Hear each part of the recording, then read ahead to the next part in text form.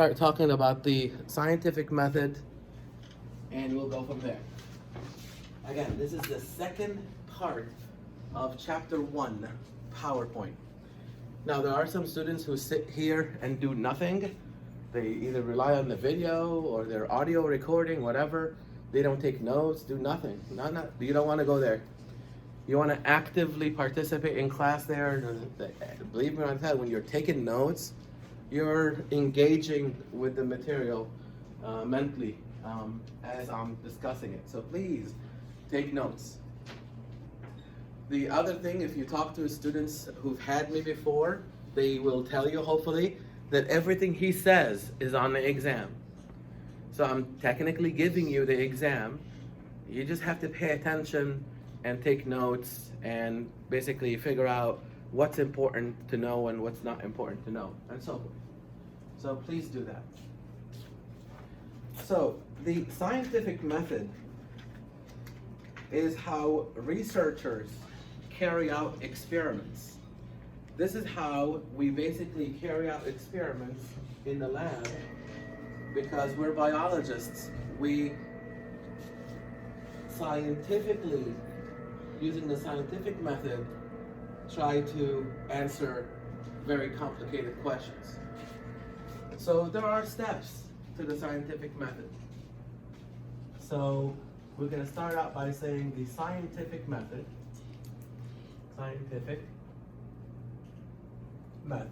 and now we're going to go through the steps of the scientific method. The first step of the scientific method is observation. That's the first step. Observation. You observe something that hopefully engages your curiosity and enough to get you to go to the second step, and that is ask a question. Now, if you observe something and you move on and you say, I don't care. I always give the example every semester of the grass being green. So you walk outside and you observe that the grass is green. You'll be one of two people. You'll either move on and not worry about it, then you're not a scientist. But if you stop and ask the question, I wonder why the grass is green, now you're on your way of carrying out the scientific method. So if you stop here, you're just an observer, that's all. But if you're curious enough to go to step 2, now you're on your way. Then you're going to stand there and make a prediction. That's step 3. Does anyone know what that is? You've read your lab manual, right? What is that? There you go. Hypothesis. A prediction, but it has to be a logical prediction. It has to make sense. It has to be logical. It has to be based on previous knowledge, based on something you already know in science and so forth, and you're building it up. You're adding to it. I mean, there's nothing wrong with saying that the grass is green because today is Wednesday. But that would be a foolish prediction, a foolish hypothesis. Well, I can't say if you're right or wrong until tomorrow. Once the sun rises and the grass is still green, then I proved you wrong. So that's not logical. You have to produce a hypothesis that is logical, that is built on previous known knowledge that you're trying to expand on. So one logical thing is that you would say the grass is green because it has a pigment that makes it green. Now that's logical, because you probably have previous knowledge that other things have pigments that make them the color they are. You see? So that's logical. But then, if you stop there, you haven't done anything about it. You have to go to the subsequent steps. Now you're actually carrying out the experiment. Number 4 is experimentation. You can carry out an experiment.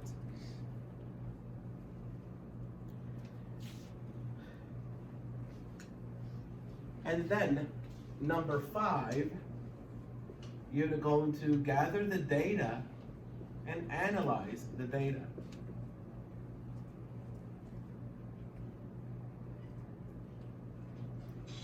All right, number 6, you're going to form conclusions about using your data. So in my scenario, with the grass being green, your experimentation would be to isolate the pigment. If it exists, I should be able to isolate. And when I get it, I will conclude, yep, I was right. It does have a pigment that makes it green. And we already know that. That's chlorophyll. We'll talk about it later. So, these are the steps, but it doesn't end here. There is another step we'll talk about. But notice something. At the end of the scientific method, the conclusion statements have to revisit your hypothesis. So your hypothesis will say, for example, the grass is green because it has a pigment. Then you're going to do the experiment, then you're going to gather the data, then you're going to form conclusions that either accept or reject your hypothesis. Your conclusions will have to revisit your logical prediction to say, yeah, I was right, or no, I was wrong. It doesn't matter either way, by the way. It might if you end up being wrong, it might hurt your ego, but we don't care about that. We care about the truth. Science cares about the truth. They don't care about your ego and your reputation. If the grass is green because today is Wednesday, then the grass is green because today is Wednesday. But if it's because of a pigment, then that'll be it. The door is a little, you can just pull on it. It's a little heavy, I know. All right. So the idea is your conclusion statements have to revisit the hypothesis. So you make a statement, we isolated the pigment from the extract, and therefore we conclude that we accept our hypothesis, that our hypothesis was true. But if it's something else, you say, therefore we reject our hypothesis. Now some students think that the only angle or pathway that is informative is the one that accepts the hypothesis. No, rejecting the hypothesis is also important. It's also informative. I don't care what your prediction is. What I care is what the truth is. If the truth happens to match your prediction, good for you. But if the truth happens to reject your prediction, that's fine too. So whether you end up accepting the hypothesis or rejecting the hypothesis, both are informative. What it does is it determines your pathway. Okay, now if the grass is green because it has a pigment, then I'm gonna go this way and do all the subsequent experiments to work with this pigment. But if the grass is green because today is Wednesday, which is foolish, then I would go this way and work further with it. So the final conclusions will determine your research path. And every good experiment, usually what happens is, by the time you get to the conclusions, you have like 10 more questions to answer. They're not dead-end streets here. It just grows from there. Good research expands. Oh, I wonder what else happens. I wonder what else happens. I wonder what else happens. And that's how research continues. Now, when we visit the hypothesis back again, we either accept it or reject it. One of the most important things about a hypothesis, if we go back, let's revisit the hypothesis again. One of the most important things about a hypothesis is that it has to be falsifiable. That's a weird word to understand here. Falsifiable is equivalent to being, you have to be able to test it. So, it has to be logical, and you have to be able to test your hypothesis. Means you have to be able to go to step 4. You see? If you formulate a hypothesis that you cannot experiment on, then you don't have an experiment.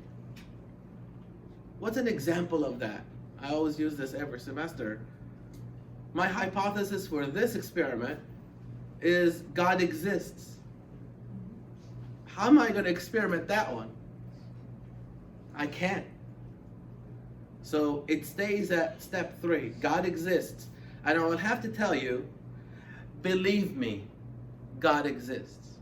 Because I can't do step 4 and show you that God exists. Do you see that? You don't have an experiment. God existing is a matter of faith. That's why I say, believe me, because I can't do this. So a hypothesis that states God exists is not a good hypothesis, because I cannot go to step 4 with it. A good hypothesis is a hypothesis that can go on into step 4. You can test it, you can confirm it, accept it or reject it at the end of the experiment. Another thing about a hypothesis that can be limiting is technology. I can, for example, predict or hypothesize that the grass is green because it has a pigment. That's a great hypothesis. But the problem is, I don't have the machinery to isolate that pigment. I don't have the technology. I mean, think about a scientist saying that the grass is green because it has a pigment back in like 1100, year 1100, whatever. They don't have the technology for it. So it stays at step 3. I mean, it's a great hypothesis, but too bad I'm limited with technology. I can't do step 4, 5, and 6 and go back and revisit to confirm it or reject it. So there are criteria to the hypothesis here. Number 1, it has to be logical. It has to be built upon known knowledge in the field, and you're expanding on it. Number 2, and very importantly, it has to be tested. You have to be able to go to step 4 with it. Otherwise, it stays in the realm of believe me. Now, there is no such thing as believe me in science. Some students who are just starting biology, chemistry, whatever, they're asked to write research papers and a conclusion statement. So by mistake, and it is a mistake, the common thing that a student would write is, in conclusion, I believe, whatever. And then I would circle the words I believe, and I would say, that belongs to your religion or whatever. There is no such thing as I believe in science. I will ask you to show me. In science, it's all about show me. Show me is this. I believe is when you stop here. When you say I believe, you're implying to me that you never did the experiment. That's what you're saying. So when you say I believe, I say, okay, I believe that you didn't do it. Because it's not all about belief. It's about I have the data to show you that this is happening. So there is no I believe in science. It's all about experimentation, gathering data, making conclusions, revisiting the hypothesis, and either accepting it or rejecting it. The final step in the scientific method that a lot of students forget is communication.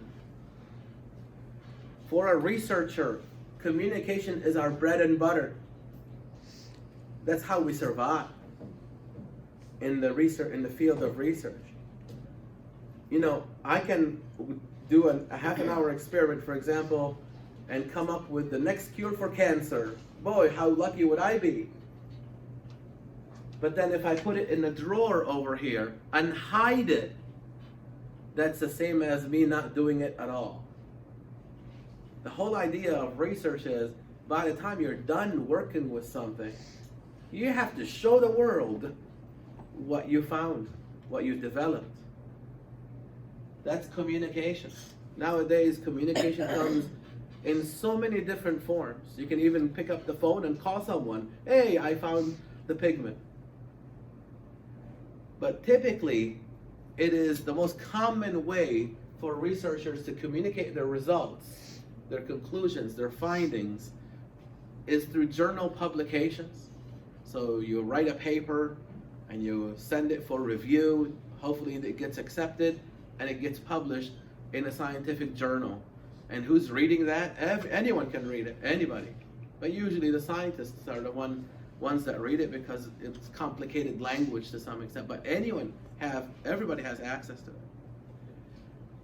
The other way, common way, is through meetings, international or national meetings. So you get invited as a speaker and to present your work, or sometimes both of them.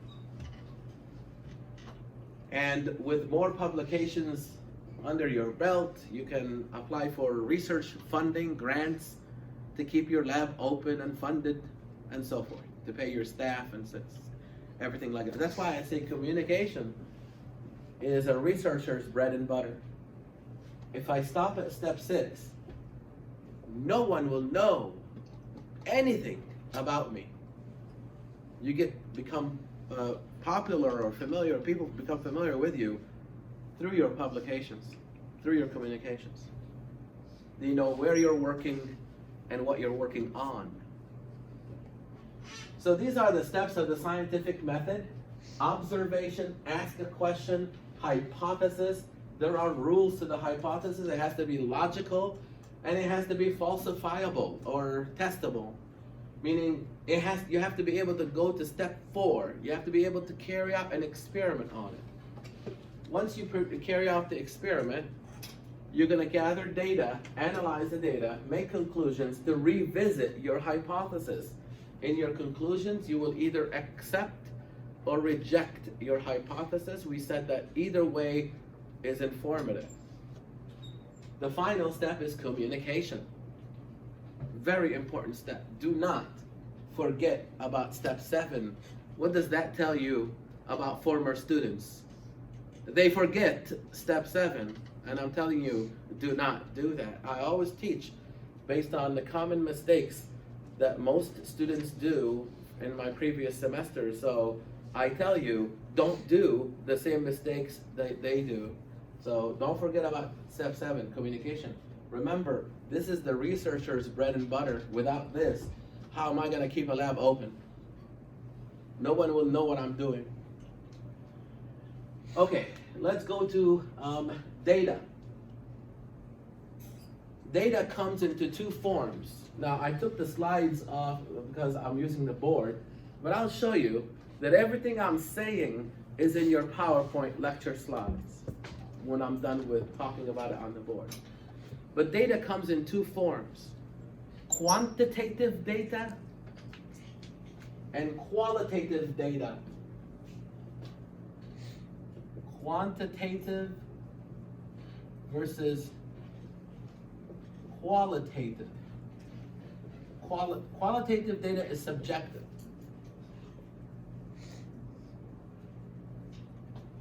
If you have to use qualitative data, then you have to use it. Qualitative data, for example, an example of that is you'd say, I'm tall, I'm short. I don't know what that is, because it's subjective. Okay, so I'm 5'7". Tall for me is 5'8" or taller. If you're 6 foot tall, tall for you is 6'1" or taller. So tall for you means differently than tall for me. So that's the word subjective. It depends on who's saying it. Tall, I'm tall. It's vague. I don't know what that is. I'm short. I don't know what that is either. Dark red. Subjective. Dark red for you may not be dark red for me. So, we try to stay away from qualitative data because they carry a certain level of error built into them. But if we have to use it, then we'll use it. We prefer to use quantitative data, quantity, meaning a number. So watch this. I'm going to say the same thing about height, but in a different way. I am 5'7". I'm 5'7". Everybody knows what that is. 5'7" is 5'7", whether I'm saying it or you're saying it.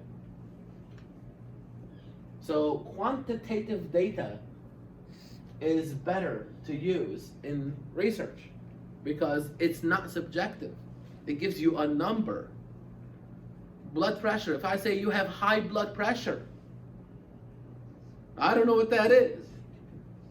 But if I give you a number, now you know what it is. So it's all about numbers in this case. But again, sometimes we are forced to use qualitative data, and then we'll use it. But quantitative data is better.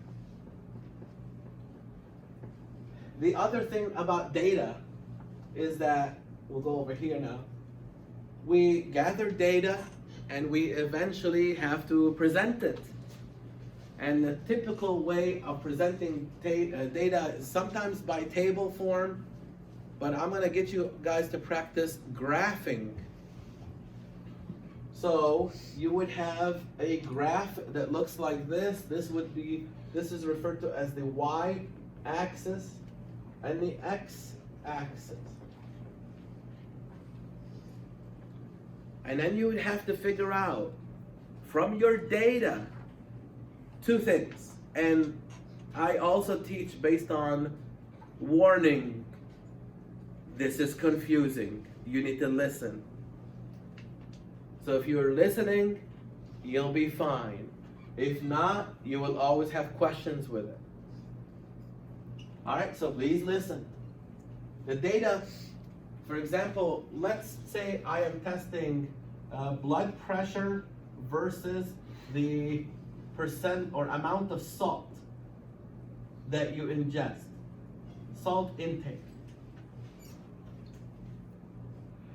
And we can do experiments like that. Actually, I've done an experiment like this in my PhD, but I didn't use humans, I used rats. Because my PhD was all about the genetics of hypertension and how genes predispose, at least the rat model, to develop hypertension in response to salt intake. It's an interesting project there because there are some humans that are salt sensitive. They eat salt, their blood pressure skyrockets. And there's a genetic component built into that. And we were trying to figure out which genes are playing a role in that. So I couldn't find 30 humans to sit in a cage for 3 months. So we substitute them with rat model, of course. And you'd be amazed how similar you are physiologically to a rat. No different. So in this case, blood pressure is something that you're measuring on the rat. And a lot of students would, how do you get a rat's blood pressure? It's from the tail. We used to use the tail, little tiny cuff. You know the cuff that they go on here? It's a little tiny one that goes on their tail. Or you can put it internally to measure it from inside. But I commonly did it using the tail out of convenience, so I don't have to do surgery on it. So, you're gathering data. What data are we gathering? Blood pressure. But what are we testing? Salt intake. So this is your dependent variable. The dependent variable is the data that you're gathering, and it would be this, dependent variable. That's the data. So if you're measuring blood pressure and your data is blood pressure, that's your dependent variable. If you're measuring blood sugar levels, that's your dependent variable. If you're measuring height, that's your dependent variable. Intelligence with IQ, that's your dependent variable. So whatever it is you're measuring is your dependent variable. What you are measuring it against is the independent variable. What you're measuring against, and so in this case it's the salt. The independent variable is what you're measuring your data against. And we'll practice that here today in the lab with your lab 1 experiment. Now there's a rule. The dependent variable always goes on the y-axis. The dependent variable always goes on the y-axis, and the independent variable always goes on the x-axis. All the time. That means this one is going to be salt intake, and this one will be blood pressure, and usually it is going to be in millimeters of mercury. Those are the units for blood pressure. And then you graph it out. As the salt intake increases, the blood pressure increases, for example. You graph it out.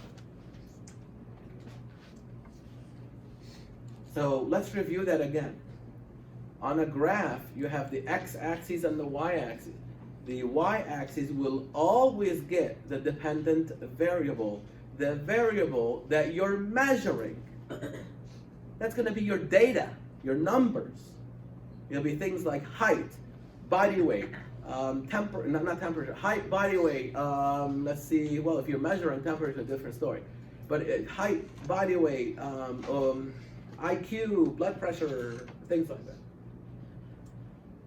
But what you're measuring it against would be the independent variable. And the independent variable is always on the x-axis. So I grew up at a time, see, let me tell you something about, you have to relate the information to some things that you're familiar with to help you retain it.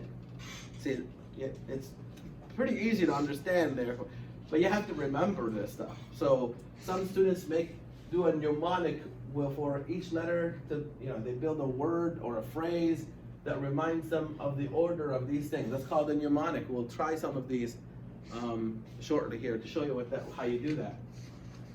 But other times you have to look at the stuff and say, how do I remember that the independent variable, is always on the x-axis? When I went to school, college, a long time ago, we'll never tell you when because that will age me. Maybe you can look it up now. There was a group that they always played their songs on the radio all the time. I don't know if you're familiar with them. They're named, they're called In Excess. Does anybody know In Excess? Nobody. Oh my God, I'm so old, right? Look them up, actually. They got pretty good music, actually. Goes way back, but it's pretty good music. I think their music is kind of timeless. So listen to them. I actually had my daughter listen to them, and she liked them. Get it? Are you catching what I'm trying to do here? In Excess. Weird, but I still remember it. Many years later. That's how you do it. You relate it to something that you're familiar with. And for whatever reason, I was sitting in class and I'm like, and then maybe In Excess was on the radio. Independent X-axis, oh, that's how I remember it. Call me weird, but I'll get it right on the exam. All the time. Because I related it to something that I'm familiar with. So when you're studying, do this kind of things.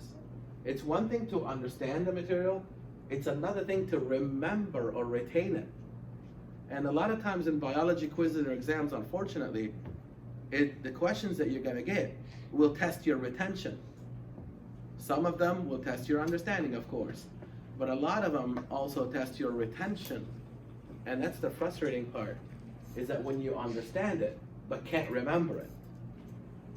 One reason why you cannot remember something or you will not remember is, number one, you did not expose yourself to the material multiple times. That's one reason why. Looking at something once is not enough. There's no way you're going to even get a D in this class with that approach. Looking at it for 5 minutes and that's it is not going to work. So you have a list of things here. You have to look at this about 10 times. And then start challenging yourself without looking at anything. While you're walking, going somewhere, you stop and say, wait a minute, I'm going to recite the scientific method, the steps. And you do it in your mind, or verbally out loud, or on a piece of paper. And multiple times, then you'll get it. Do you think there's an exact question on this? What do you think? Absolutely, I guarantee you. Lab exam 1 has a question on the order of these. How's that? I guarantee you. You need to know the order of these things. You need to know what makes a good hypothesis. You need to know the different kind of data and which one we would prefer to use. Which one? Quantitative, because it's less error prone. All right? You need to remember not to forget step 7. You got to catch all the clues that I'm saying, you guys. Everything I'm saying means something. I'm trying to help you not make mistakes that previous students have made in my class so you can succeed. The graphing, you need to know that the dependent variable, which is the variable that you're measuring, the data itself is always on the y-axis, whereas the independent is always on the x-axis all the time. Now, I'm not going to teach you how to graph. I'm going to do it differently. Everybody go, I think you have your lab manual by now, am I right? At least most people have the lab manual. In the back, there's an appendix. In the back, there's an appendix, and I think I have the slightly older version. Let me see, page 119 of yours. Yeah. 119, does that work right? Yeah, okay. Listen to the direction carefully, please. Put it on the list of things to do. On page 119, it says exercise 2, and it's given by me. Graphing exercise instructions. So it's on page 119, and it's the graphing exercise instructions. It tells you exactly how to approach graphing. And if my steps don't make sense to you, you can go to YouTube and try it out. Watch a YouTube video about it. It's pretty simple. You are not allowed to use Excel. You're not allowed to use Excel. Because that means Excel knows how to do it. That doesn't mean you know how to do it. So you have to use graphing paper. What did I just say? And it's on video. Graphing paper, not notebook paper. You give me a notebook paper, that's going to be the easiest one to grade. You'll get a 0, automatic 0. I won't even look at it. You must use graphing paper.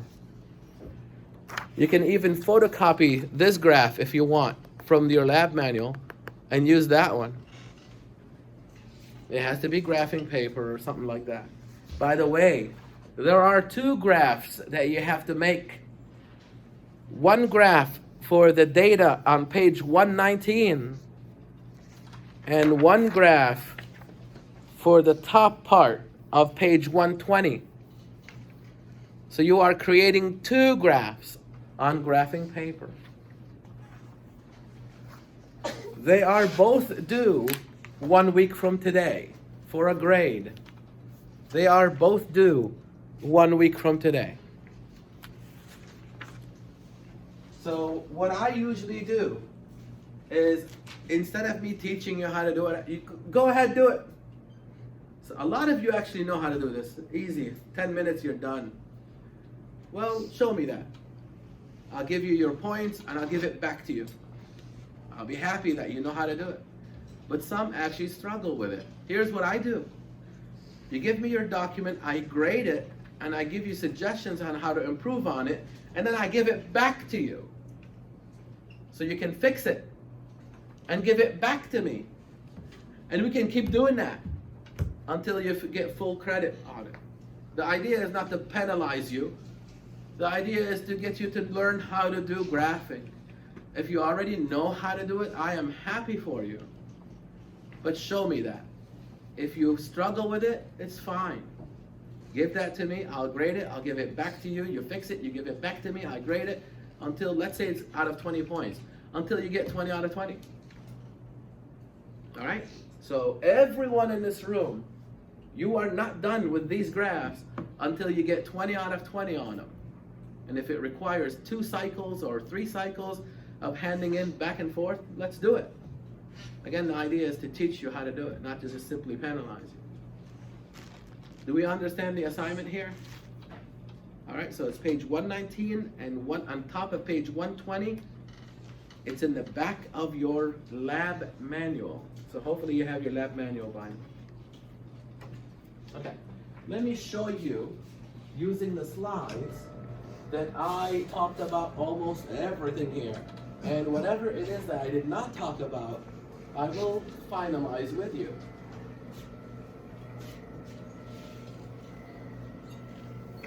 Here's the data, quantitative versus qualitative. We said that quantitative is better because it's less error prone. We talked about independent variable versus dependent variable, x-axis and y-axis and so forth.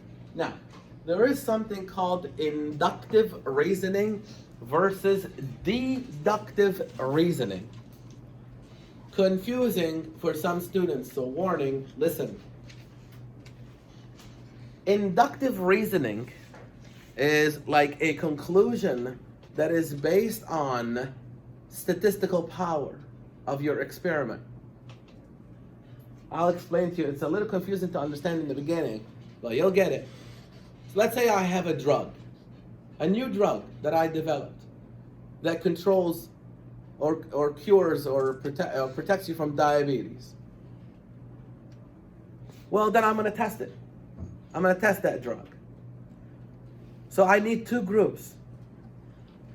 I need an experimental group, like you guys, that will get the drug. But then I need another group called the control group that will get something that looks like the drug, but it's not the drug. Does anyone know what that is? Placebo. Yes. Shout it out. Placebo. Very good. So let's do it again. I have a drug that I want to test, and it controls or helps you with diabetes.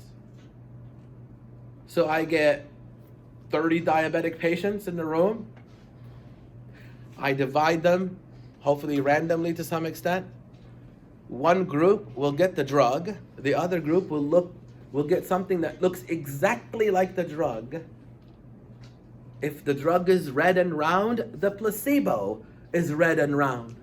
So that means no one will know who's in the experimental group and who's in the what group? Control group. What kind of study is that when the subjects do not know which group they belong to? Yeah. No, say one blind. Single blind. See, listen to the question carefully. You're good, but you're answering a different one that's coming up. When the subjects of the experiment do not know which group they belong to, and you need to do that. I'm not gonna go to Rima and say, hey, you're taking the drug, okay? Remind me your name, sorry? Leticia? Yeah, you're taking the placebo, okay? I'm not gonna do that. Because psychologically, believe it or not, they can alter the results psychologically. So no one will know which group they belong to. I will know, but you won't know. That's called single blind, or a blind study. It's called a blind study. Now, sometimes they don't believe me either. We've got to make sure the researcher is not changing the data or whatever, not manipulating. So what is that one? Say it. That's the double blind.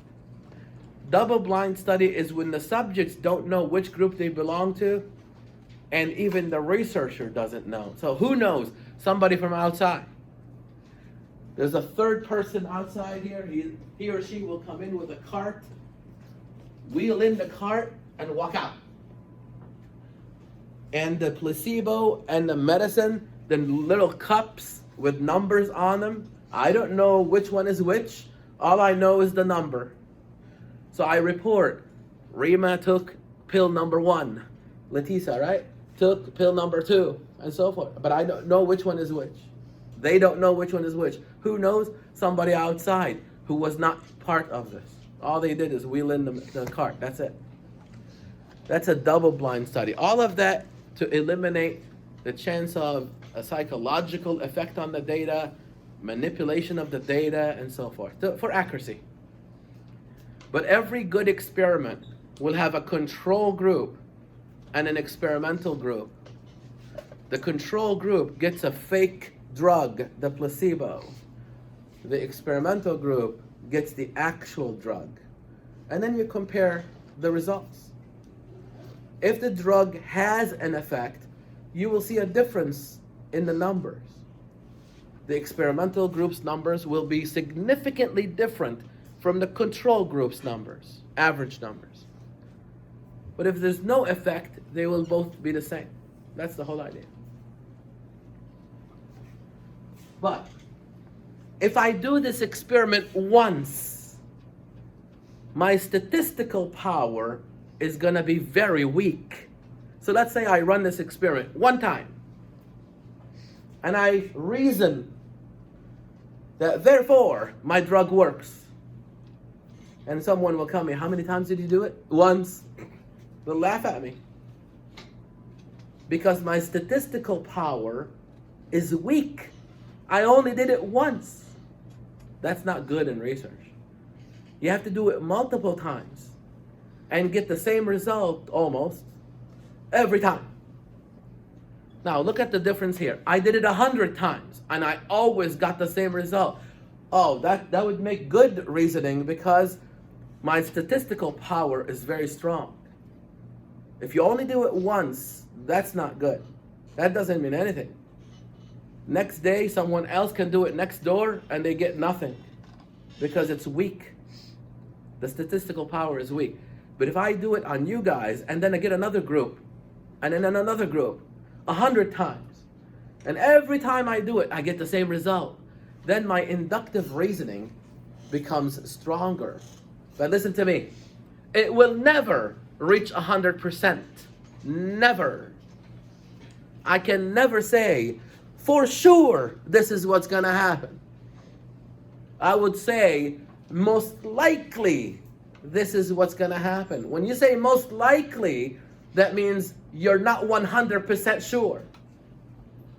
There is a chance, listen to this, there is a chance the next group I bring in, even after I did it 100 times, there's a chance that the next group I bring in may have some genetic thing in the background that prevents the drug from working.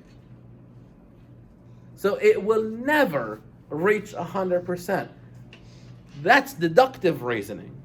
Deductive reasoning will reach 100% certainty. Now I'll give you an example of this. Today is Wednesday. Therefore, I will reason that tomorrow is Thursday. Am I right with that? 100% right. There's no chance that if today is Wednesday, tomorrow is going to be Friday. Never. That's the difference between the two. Inductive reasoning is as strong as your statistical power. It is as strong as how many times you did the experiment. Of course, the more times you do it, the stronger it becomes. The more likely your conclusions are true. But deductive reasoning is different. As long as what's called the premises are true, as long as the facts are true, your final conclusions will always be true. Fact, today is Wednesday. My reasoning would therefore be tomorrow is Thursday. I'm true all the time. I'm right all the time. Do you see that I'm talking about here? They're called premises or facts. As long as your facts are true, then your reasoning, deductive reasoning, will always be true. Let's try some of these, because I can talk here from here till next week, and if you don't try them, they won't make sense. So, hypothesis has to be testable. We talked about that. Supernatural religious explanations are outside the bounds of science because we cannot carry experimentation on it. We talked about that. Independent, dependent variable. Before we practice deductive and inductive reasoning, let's talk quickly about theory versus hypothesis. If you think about it this way, hypothesis is very focused. You're testing one thing. You're creating a hypothesis to test one specific aspect of your research. Theory is far-reaching. A theory is the product of multiple hypotheses to help explain a complex topic or whatever. So theory is far-reaching. A theory is supported by a large body of evidence. That means multiple experiments were carried out, and the collection of all of those help explain something that of large magnitude in science. That's what a theory.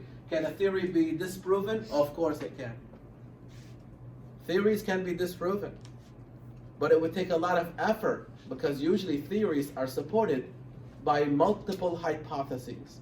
So you would have to disprove all of the hypotheses to disprove the theory. But it can be done.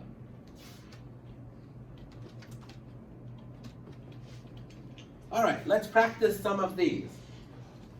If today was Friday, tomorrow is Saturday. Deductive or inductive reasoning? Deductive, very good.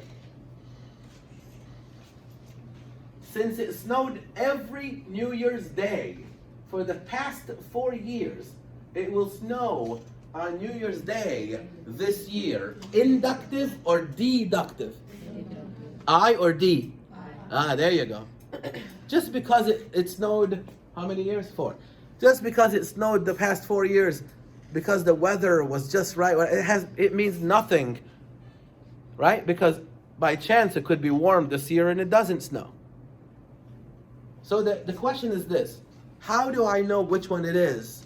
As long as the reasoning is 100% sure, then it's deductive. If there's a chance it does not happen, it's inductive. For example, today it rained at 1 o'clock, tomorrow it's going to rain at 1 o'clock. Is there a chance it won't? Yeah, then it's inductive. All right, so you take it that way, and approach it that way. So let's do some more. A child examines 10 tulips, all of which are red, and concludes that all tulips must be red. Is there a chance the 11th one will not be red? Yeah, so it is. That's how you do it. Inductive. This is a math one, so everybody's going, oh no, we're not going to know math here. Don't worry about it. It's just an example, all right? If an isosceles triangle has at least 2 sides that are congruent, then an equilateral triangle is also isosceles. What? It is deductive because it's true. It's always true. Congruent means equal, the same. Sandy, I need to take this one out because everybody's like, oh no, math, I shut down when I see math. So maybe I'll use a different example next time. Sandy earned A's on her first 6 geometry tests. Good. She therefore concludes that she will always get A's on, yeah, sure. Is there a chance she won't? Yes. Then it is, yeah. If 5x is equal to 25, then x will always be equal to 5. Is that true? It is true, so it's deductive. There's no way that this will equal this if x is something other than 5. So that's deductive. Okay. Any questions so far? I'm about to tell you how to do the lab and so forth.